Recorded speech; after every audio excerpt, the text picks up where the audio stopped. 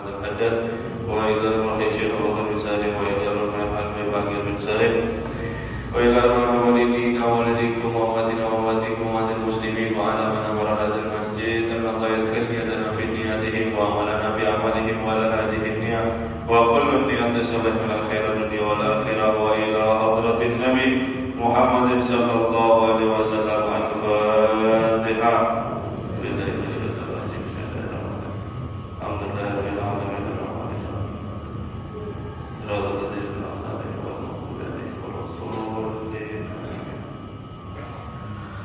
Assalamualaikum warahmatullahi ta'ala wabarakatuh.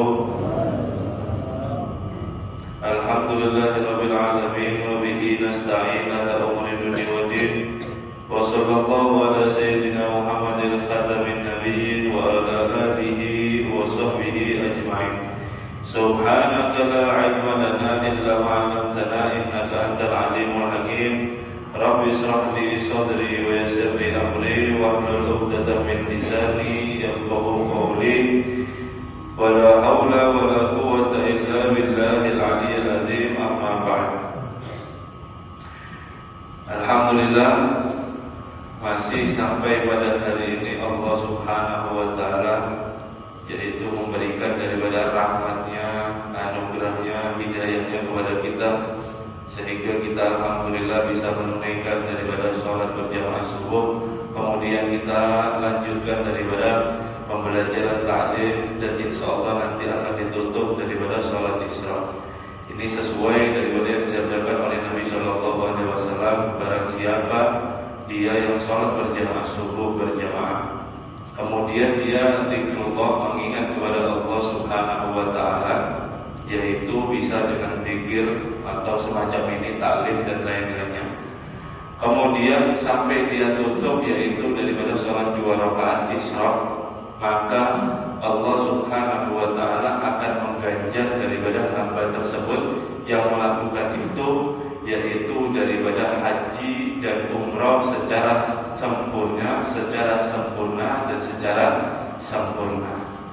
Itu adalah kita kalau sekarang mungkin daripada terlalu tua atau kondisi daripada kita yaitu tidak mampu, masih belum ditakdirkan atau dipanggil oleh Allah Subhanahu wa taala untuk ibadah haji atau umrah, atau yang sudah haji, yang sudah umrah tapi ingin lagi kembali, mudah-mudahan dengan duduknya sebab kita di sini diberikan ganjaran itu oleh Allah Subhanahu wa taala.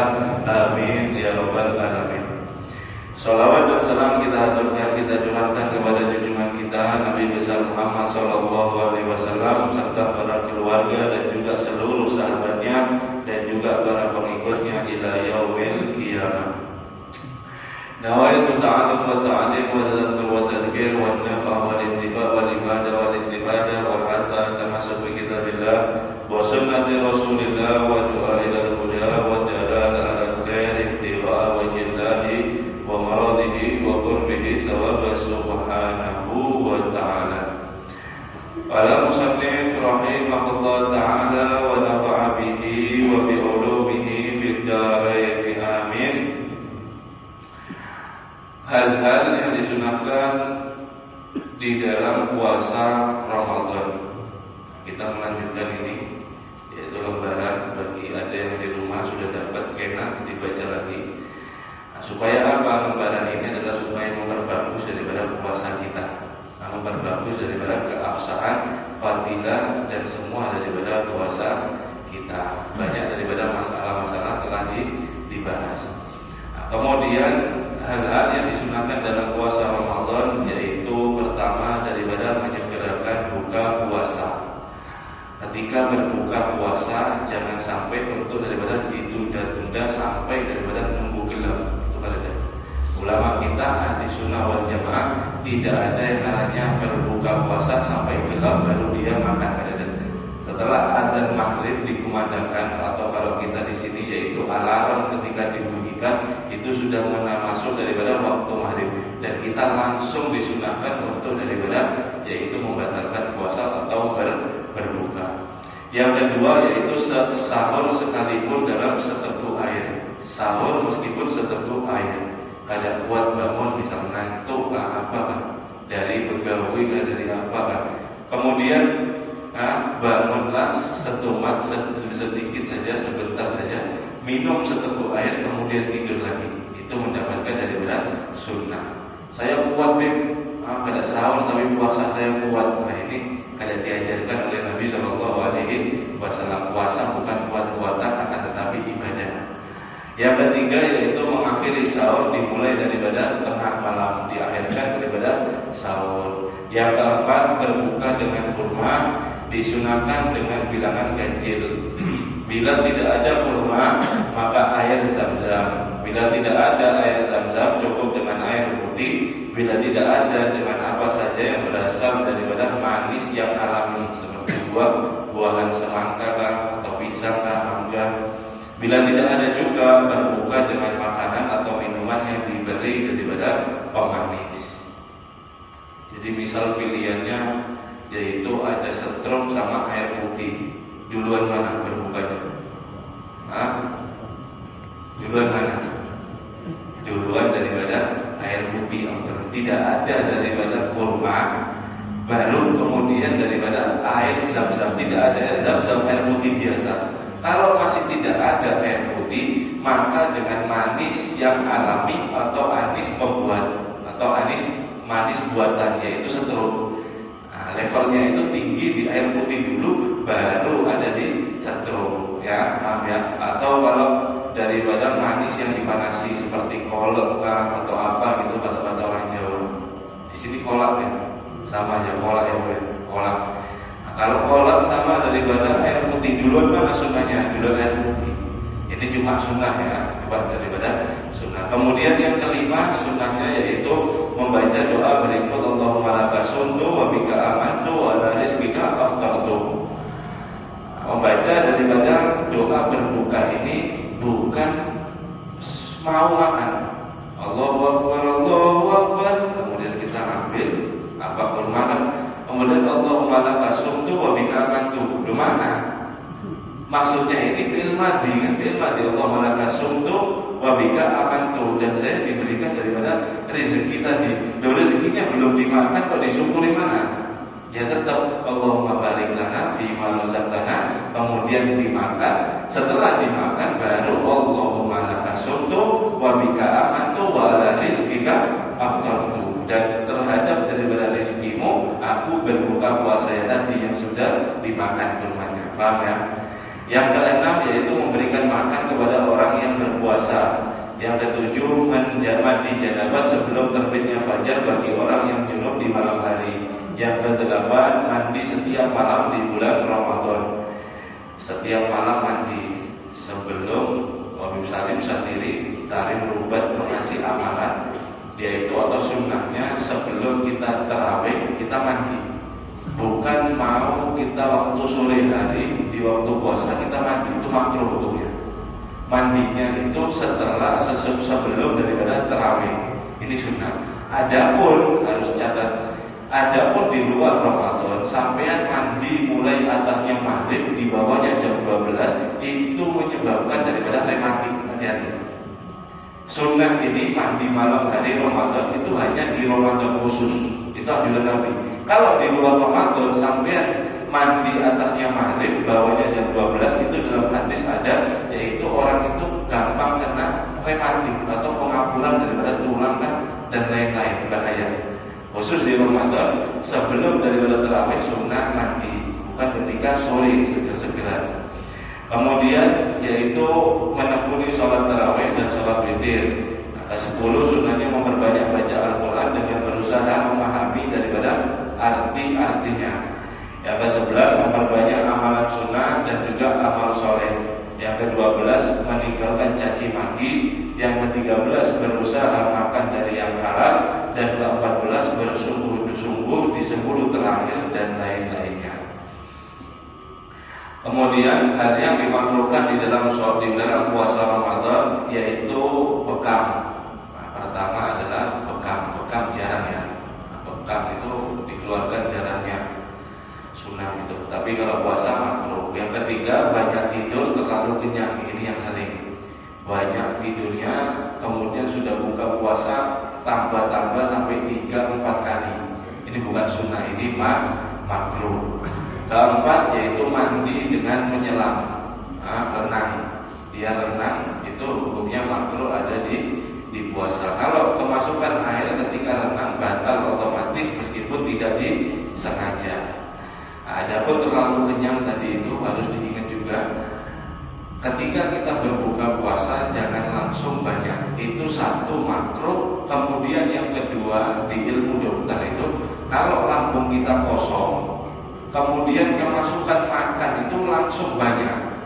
Nah lambung itu bahasanya kaget takajub. Jadi yang seharian ada kemasukan nasi, tiba-tiba kemasukan nasi 3 piring, langsung jadi segini lambung. Nah itu makanya asma itu kadang langsung daripada naik orang itu sakit daripada perutnya mules dan macam-macam itu kebanyakan daripada makan ketika perut kosong. Makan sedikit nggak apa-apa. Kalau masih lapar nanti setelah tarawih makan lagi. Itu daripada aturannya. Yang kelima yaitu makruhnya memakai siwak setelah waktu duhur. Memakai siwak setelah waktu duhur. Nah, yang terakhir yaitu mencicipi daripada makanan. Nah, mencicipi makanan itu di kertas itu tulisannya yang pertama saya buat terakhir. Mencicipi makanan hukumnya adalah makruh. Kalau menelan hukumnya batal puasanya. Nah, adapun mencicipi ini kalau misal daripada binian, kemudian dia masak, asal masak, kemudian waktu buka dihidangkan sama suami, sama anaknya, sama keluarga, kemudian rasanya hambar atau keasinan atau kada karuan rasanya. Kemudian bilanglah suami ini, istriku kenapa kok rasanya kada nyaman? Loh kan makruh mau mencicipi. Nah, adapun makruh yang ada hajat, adapun makruh li hajat menurut Imam Ibn Hajar itu tidak makruh. Sampai takut kalau saya tidak nyicipi ini asin, terlalu asin atau hambar. Nah, ketika sampai ada hajat buat nyicipi itu hukumnya tidak makruh. Adapun bapaknya ikut nyicipi, yang coba yang nyaman kan, ini sudah lapar. Kemudian dicipi nyaman yang pas kan, dicipi. Oh iya enak sudah, ini makruh suaminya. Di saatnya dia tidak ada hajat. Yang tidak makruh hanya istrinya atau yang masak, mengecek daripada masakan tersebut. Itu menurut Imam bin Hajar. Kemudian hal-hal yang membatalkan daripada pahala puasa.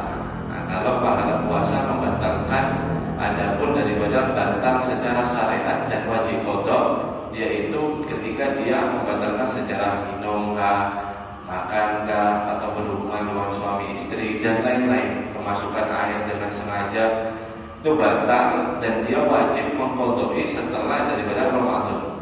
Adapun yang batal daripada pahalanya tetap dia sah secara syariat, akan tetapi puasanya ini nilainya nol besar, tidak ada nilainya di sisi Allah Subhanahu wa Ta'ala. Seperti daripada disabdakan oleh Nabi Sallallahu Alaihi Wasallam, "Kam min sha'im laisa lahu min siyam illa ju' wal 'atas." Nabi Sallallahu Alaihi Wasallam bersabda, berapa banyak daripada orang-orang yang berpuasa, akan tetapi dia sama seperti tidak berpuasa, kecuali dia merasakan daripada lapar dan haus. Artinya secara zahir dia puasa, menahan diri dari makan minum, akan tetapi dia tidak ada daripada pahalanya. Siapakah itu? Yang pertama adalah dia yang suka daripada riba. Yang kedua daripada adu domba, namimah. Yang ketiga dia suka berbohong ketika puasa. Yang keempat yaitu memandang dengan syahwat. Yang kelima sumpah palsu. Yang keenam berkata jorok atau jelek. Sesuai daripada sabda Nabi Sallallahu Alaihi Wasallam, Khamsun yufattiru sha'ib al-kadzab wal ghiba wan namimah wa yumna al-kadhiba wan nadra bisahwat. 5 perkara yang membatalkan daripada pahala puasa, yaitu berbohong, riba, adu domba, sumpah palsu, dan melihat dengan syahwat. Ini hadis riwayat Anas. Nah, kita bahas satu-satu jemaah daripada yaitu membatalkan daripada pahala. Di sini tiga-tiganya Nabi SAW sebutkan itu yang bisa membatalkan pahala puasa tanpa kita yang daripada 3 ini sebabnya ada di satu sumber. Artinya apa? Mulut, riba, kadzab. Riba ini ngomongin orang. Yang kedua yaitu namimah, mengadu domba. Yang ketiga yaitu daripada bohong, dusta. Ini sumbernya daripada mulut. Makanya sangat bahaya daripada lisan. Lisan ini disebutkan oleh Imam Abdullah Al-Haddad yaitu a'dhamu ni'matillah min ibadi. Paling termasuk daripada di antara yang agung nikmat yang Allah berikan kepada hambanya. Dan di dalamnya mulut itu, lisan itu ada kebaikan yang besar dan juga ada manfaat yang sangat banyak. Ketika untuk berlaku bagi siapa man hafidha wa istimali fiha khaliqulahu, bagi siapa dia yang menggunakan daripada lisan tersebut sesuai dengan apa tujuan Allah untuk menciptakan daripada lisan itu. Kita diciptakan lisan ini untuk apa? Apakah untuk dusta? Enggak. Wa ma khalaqtul jinna wal insa illa liya'budun. Kita diciptakan oleh Allah Subhanahu wa taala hanya untuk ibadah. Artinya kita diciptakan punya lisan, bisa daripada ngomong, gunakanlah untuk zikir kepada Allah dan juga daripada memperbanyak yaitu amalan-amalan soleh melalui lisan. Kebalikannya wadharuratul adzim, daruratnya atau bahayanya lisan ini sangat besar. Liman atau awal istiqmalu fi ghairi ma khaliqalahu, yaitu ketika orang dia itu yang menggunakan lisannya tidak sesuai dengan apa yang diciptakan oleh Allah Subhanahu wa taala. Qala Nabi sallallahu alaihi wasallam, berkata Nabi sallallahu alaihi wasallam, man kana yu'min billah wal yawmil akhir falyaqul khairan aw yasmut. Barang siapa dia yang beriman kepada Allah dan beriman nanti pada hari akhirat, hari akhir, maka dia akan berkata yang baik-baik saja. Kalau tidak ada yang dia katakan baik, aw falyasmut, atau dia diam.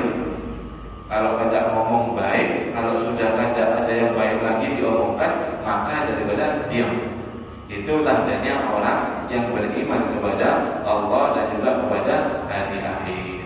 Al-lisan jilmuhu shaghir wa jarmuhu kabir. Lisan ini hadirin gambarnya kecil sekali. Kecil lisan, besaran jidatnya lisan.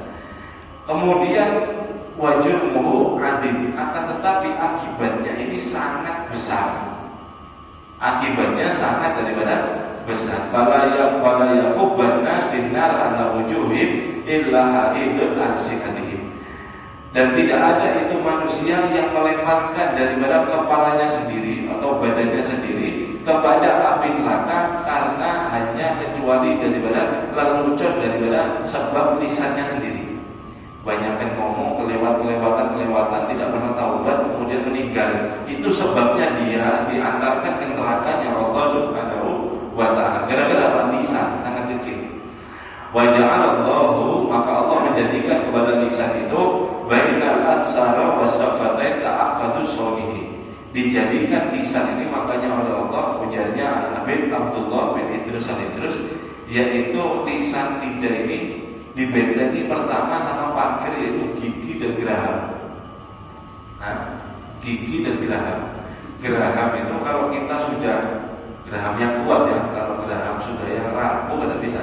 Kalau geraham yang kuat itu nyakot atau apa bahasa sini, mencakot ya, mencakot daripada sesuatu itu susah daripada lepasnya. Artinya apa? Sangat kuat, sangat kokoh geraham.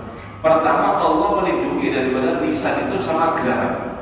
Yang kedua Allah itu memenjara atau mempagari, dipagari apa dipagari itu dibentengi ya, dikasih pagar yaitu 2 mulut, 2 bibir, supaya tertutup. Biar kadang terus daripada terbuka. Supaya apa?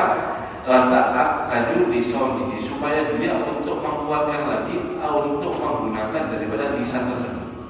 Jadi jangan asal keluar maksudnya daripada gambaran tersebut. Adapun daripada orang yang melampaui batas sampai di puasanya kemudian dia mengatakan daripada kadzab, bohong, maka daripada bohong tersebut adalah termasuk daripada ismul kadibil adim, yaitu dosa yang sangat daripada besar. Dosanya sangat besar. Fahuwa munaqisun lil iman. Orang yang sering daripada bohong, yaitu selalu dia itu menggerogoti daripada imannya. Sekali dia bohong, imannya itu tergerogoti. Sekali dia bohong, imannya tergerogoti. Maksudnya apa? Semakin dia lancak daripada dusta, semakin dia untuk malas daripada amal soleh. Semakin dia lancak daripada berbohong, semakin dia tidak percaya kepada hari akhir dan daripada agama. Artinya apa? Mengurang dengan mengurang sendiri. Kemudian sahibuhu mu'taridu bisababil la'inir rahmah. Dan orang yang suka bohong ini rentan terkena daripada sebab yaitu laknatnya Allah Subhanahu wa taala yang Maha Penyayang. Wa qala Allah taala fanaj'al la'natullahi 'alal kadhibin.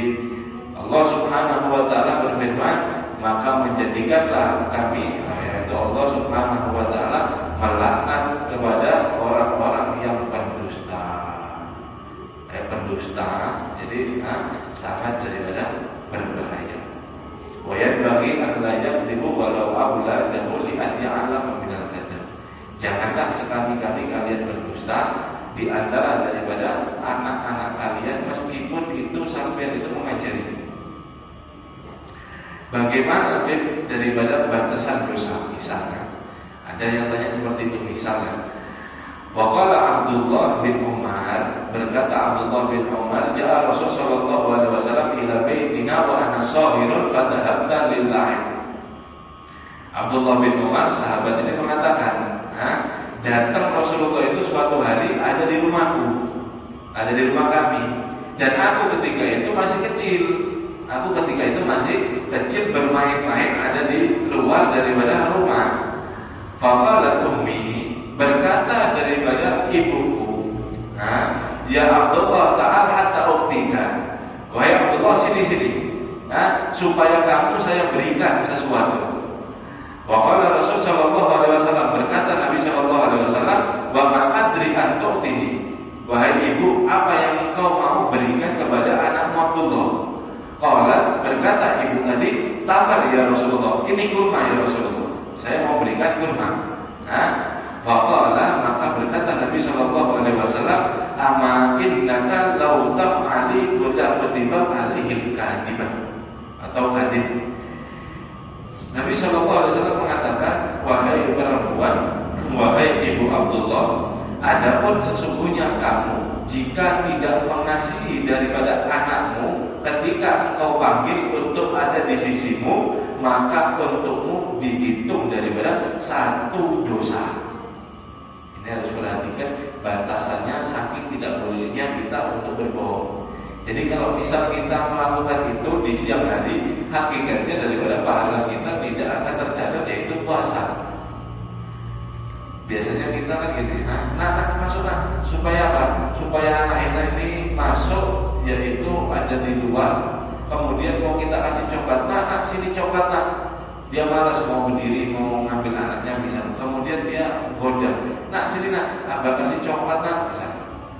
Kemudian anak ini dari luar sedang main-main, masuk ke dalam, sini, mana bang coklatnya? Sini. Ini ngomong sama abah ini. Dialihkan daripada pemandangan. Artinya apa? Tidak dikasih coklatnya, tidak ada coklatnya. Dia dusta. Buat anaknya masuk ke rumah biar gak ada repot mancing. Loh, ini sudah dicatat satu dosa oleh Allah Subhanahu wa taala. Ini hadis daripada Sahih, ada di Ihya Ulumuddin. Pertama dosa, yaitu bohong, terhapus daripada pahala puasa kita. Kemudian yang kedua, ghibah. Ghibah. Apa itu ghibah?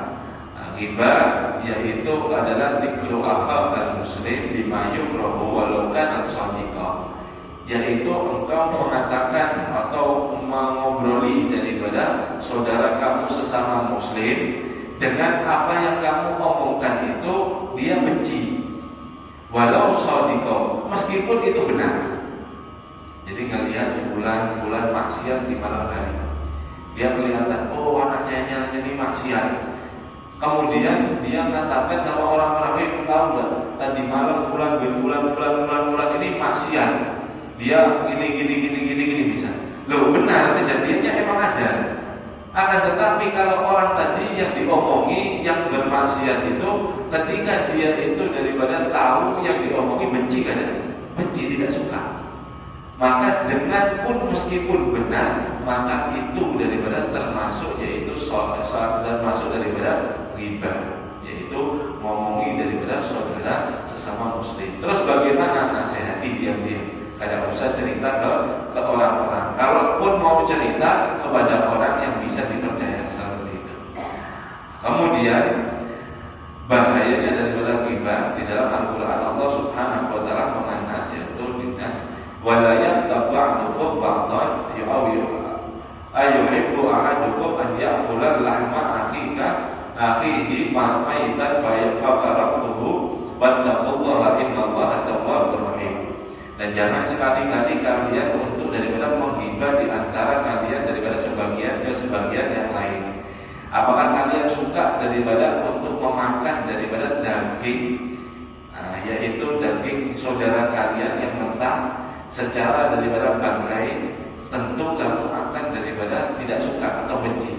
Fattaqullah, maka bertakwalah kepada Allah Subhanahu wa taala. Ada cerita. Nah, di sini ada cerita tentang ghibah. Allah Subhanahu wa taala menyamakan orang yang ghibah seperti tadi, ngomongi meskipun benar, itu sama saja kamu memakan daging mentah milik saudara muslim yang kamu omongi. Dan ini terjadi di zaman Nabi Shallallahu alaihi wasallam. Di dalam riwayat mengatakan anna imra'atan shawmata ala ahdi Rasul Shallallahu alaihi wasallam. Sesungguhnya di zaman Nabi Shallallahu alaihi wasallam ini riwayat, yaitu ada dua perempuan yang lagi daripada puasa. Fa'ajadahuma juwal atas min akhirin nahar hatta kadadu wa tatlafa. Kemudian daripada keduanya ini, yaitu saking laparnya ketika berduaan, saking daripada hausnya, min akhirin nahar, daripada tengah-tengah hari duhur, waktu duhur, kemudian yaitu sampai daripada pingsan, hampir daripada pingsan daripada keduanya. Faba'atha ila Rasul sallallahu alaihi wasallam ta'dan fil iftar. Kemudian orang dua ini meminta izin kepada Nabi sallallahu alaihi wasallam untuk daripada fitir, yaitu mokel, apa bahasa kita mokel itu, batal puasa, untuk membatalkan daripada puasa. Fa'arsala ilaihim qadara qala Rasul sallallahu alaihi wasallam kullu maqi'a fi ma akaltuha. Kemudian Nabi sallallahu alaihi wasallam memerintahkan kepada keduanya ini, yaitu dikasih wadah. Kemudian oleh Nabi sallallahu alaihi wasallam mengatakan suruh muntahkan dua orang ini, yaitu sesuatu yang sudah dimakan. Jadi Nabi memberikan wadah-wadah dua orang ini. Faqalat ihaduma nisbatu dabiban lahmil gharib. Satu ini kemudian setelah menerima daripada wadah yang diberikan oleh Rasul sallallahu alaihi wasallam, langsung perempuan yang menerima ini muntah dengan muntah, yaitu damul ghabito, darah yang sangat kental sampai hitam. Walahmun gharito, dan juga daging yang mentah, muntah seperti itu. Wah, keluar seperti itu. Kemudian ja'a ukhra mithlaha hadir malatahu. Yang keduanya kemudian muntah juga sampai daripada wadah yang diberikan oleh Rasul sallallahu alaihi wasallam ini penuh dengan daging dan darah yang busuk. Daging mentah dan darah yang busuk. Fa'ajaban nas, maka manusia heboh di sekitar itu. Kenapa, makan apa, kok bisa? Kalau bahasa kita sekarang ini sampai di sahur apa? Kok muntahnya seperti ini, menjijikkan? Sampai ini sahur apa? Nabi sallallahu alaihi wasallam mengatakan langsung, hatani shawmatani amma ahabballahu fa'aftarani ala ma haramallahu alaihima. Faqada ila akhari faja'ala taqbidan nas wa hadha ma akala min qulumi. Dua orang perempuan ini, ngomong Nabi sallallahu alaihi wasallam kepada orang-orang, dia itu puasa apa-apa yang dihalalkan oleh Allah Subhanahu wa taala. Dia puasa, niatnya puasa bagus. Kemudian di tengah-tengah harinya, keduanya ini yaitu membatalkan puasa dengan apa yang diharamkan oleh Allah Subhanahu wa taala, yaitu menghibah kepada saudara muslimnya. Kemudian duduk daripada dua orang ini dan memakan daripada santapan, yaitu daging mentah dan daripada darah yang kental yang busuk. Na'udzubillah min dzalik. Jadi terjadi ada di zaman Nabi Shallallahu Alaihi Wasallam. Kita tidak merasakan sekarang ghibah nyaman, karena setan mendorong kita untuk terus daripada ghibah. Akan tetapi dosanya sangat luar biasa. Sampai disamakan yaitu dengan daripada memakan yaitu daging busuk atau daripada bangkai. Alhamdulillah min dzalik. Dan juga Abu Amamah radhiyallahu anhu berkata, Abu Amamah, inna Abdullah yu'ti kitabah. Sesungguhnya nanti di hari kiamat yaitu diberikan satu-satu per orang ini kitab, yaitu kitabnya sendiri, amal solehnya sendiri. Fayarah hasanatan lam ya'malha.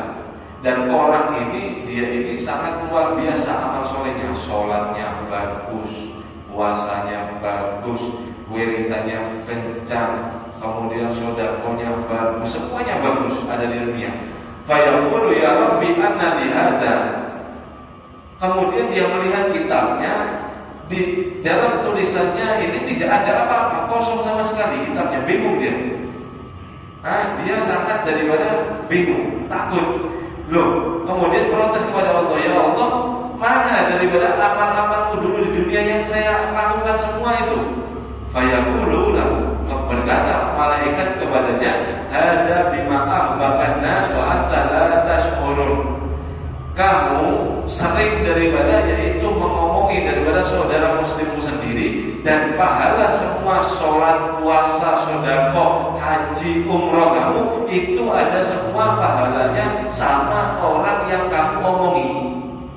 Jadi pahalanya dia itu dia kumpulkan, setelah itu dia ngomong-ngomongi orang, dan pahalanya dia itu kirim sama orang yang dikirim, sama sini dikirim, sampai habis sendiri daripada pahalanya.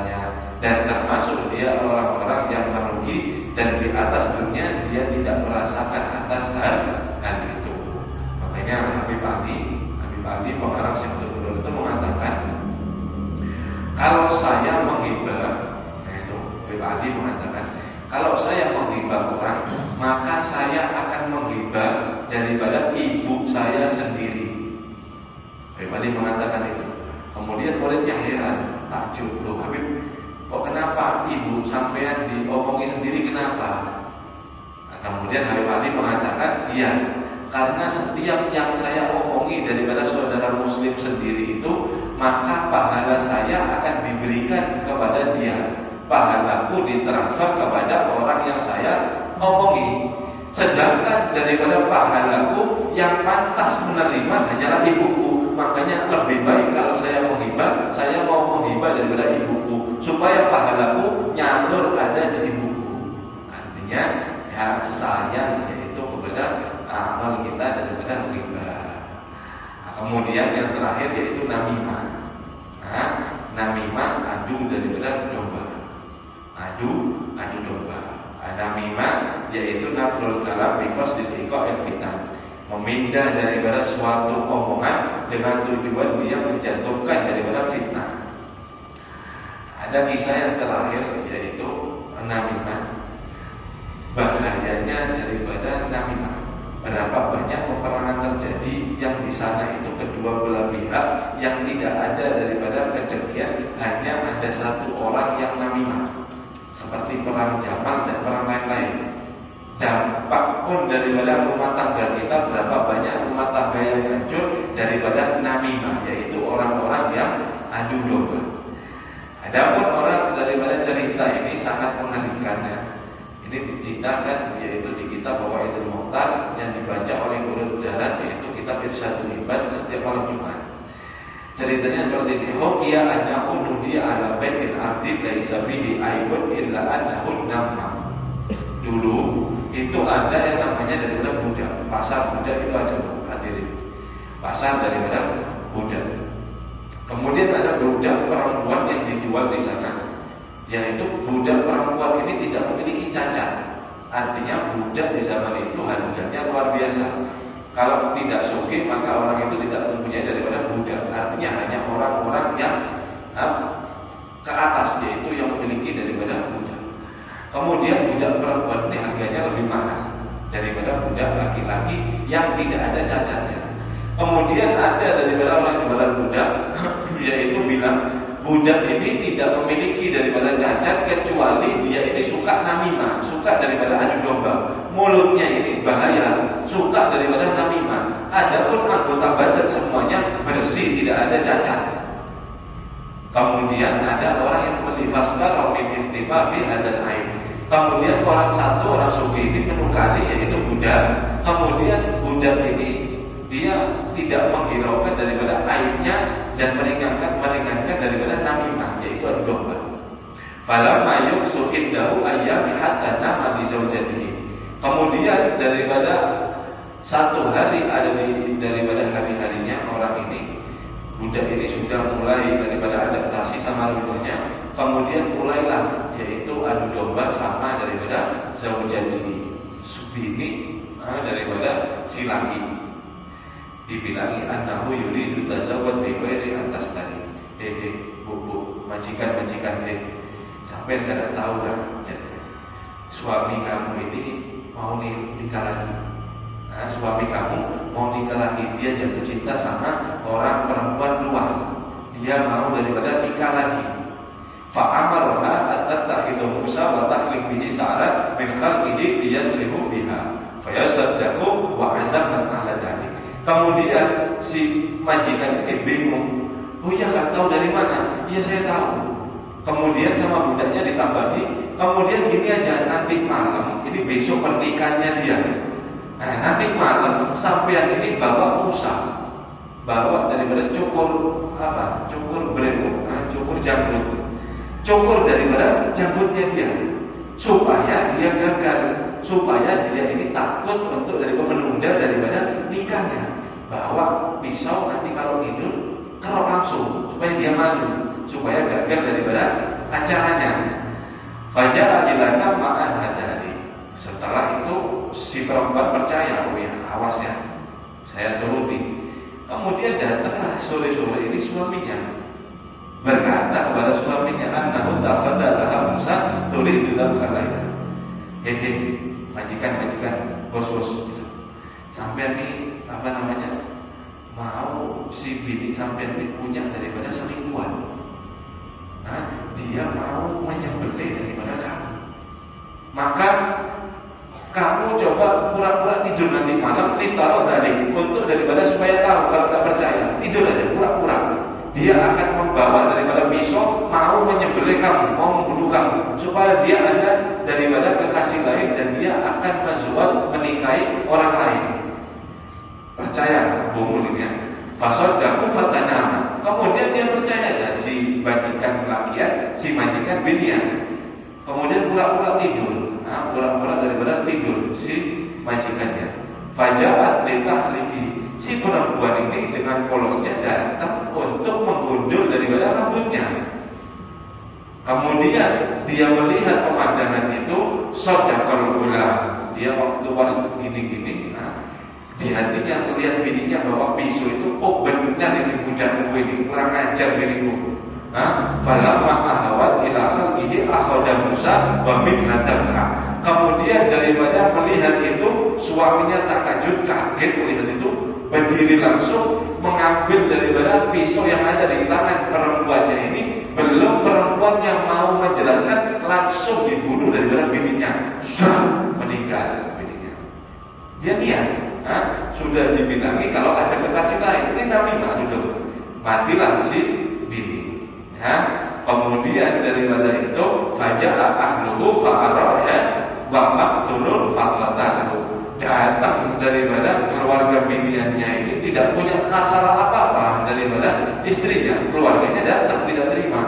Melihat kejadian itu disembelih oleh daripada suaminya, keluarga bininya pun membunuh daripada suami tersebut. Faqa'a qatala bainal firqaini bisuk bidalika namimah. Maka terjadi daripada pembunuhan antara dua belah pihak. Sebab apa? Sukun namimah, busuknya orang yang suka namimah.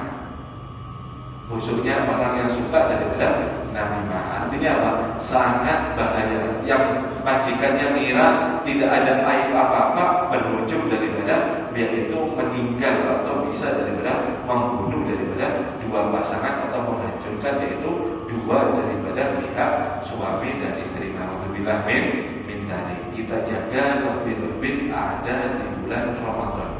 Nah, di puasa sekiranya kita jaga daripada hal-hal tersebut yaitu kadzdzab, namimah dan riba. Wallahu a'lam bishawab.